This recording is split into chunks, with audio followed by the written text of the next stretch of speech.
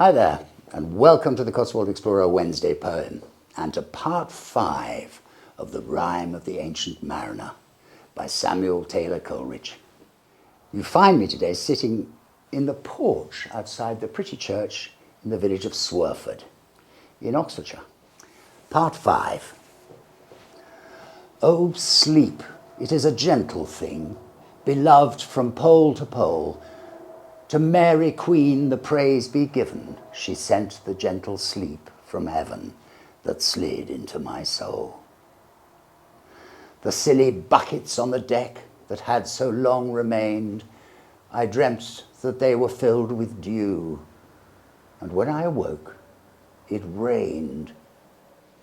My lips were wet, my throat was cold, my garments all were dank.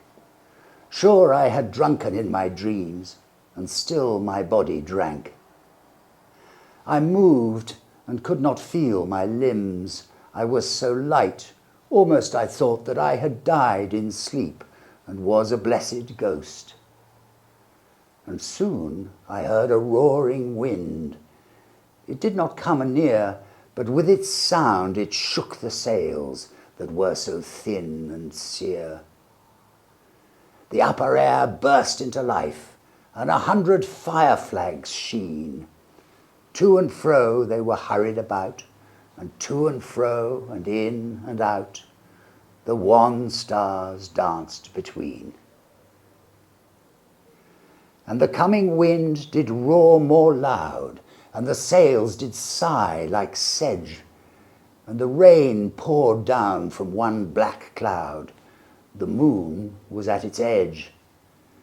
The thick black cloud was cleft, and still the moon was at its side. Like waters shot from some high crag, the lightning fell with never a jag, a river steep and wide. The loud wind never reached the ship, yet now the ship moved on, beneath the lightning and the moon, and the dead men gave a groan. They groaned, they stirred, they all uprose, nor spake nor moved their eyes. It had been strange even in a dream to have seen those dead men rise. The helmsman steered, the ship moved on, yet never a breeze up blew. The mariners all gan work the ropes where they were wont to do.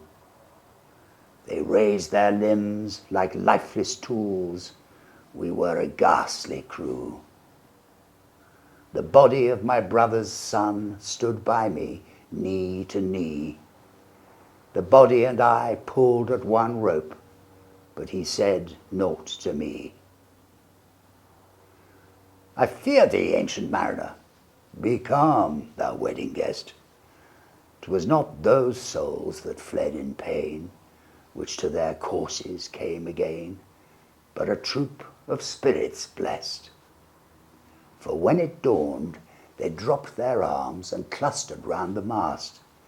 Sweet sounds rose slowly through their mouths, and from their bodies passed. Around flew each sweet sound, then darted to the sun. Slowly the sounds came back again, now mixed, now one by one. Sometimes a dropping from the sky, I heard the skylark sing.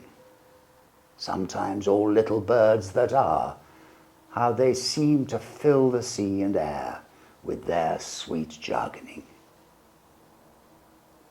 And now 'twas like all instruments, now like a lonely flute, and now it is an angel's song that makes the heavens be mute.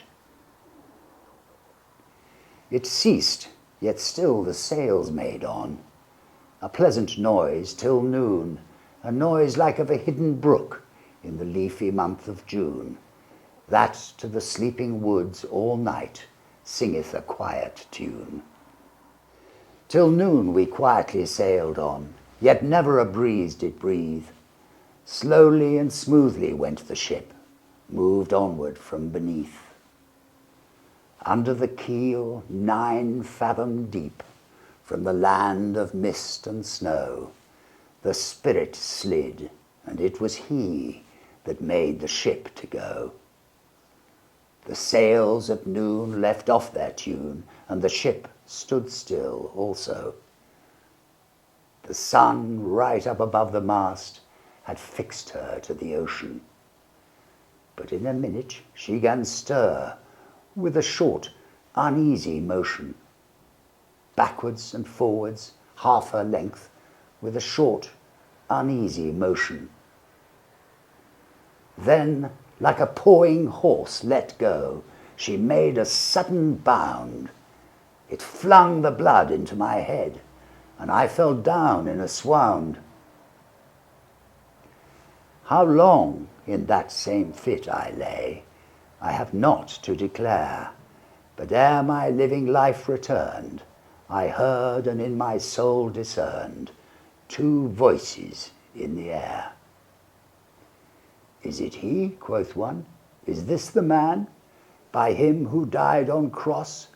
With his cruel bow he laid full low the harmless albatross.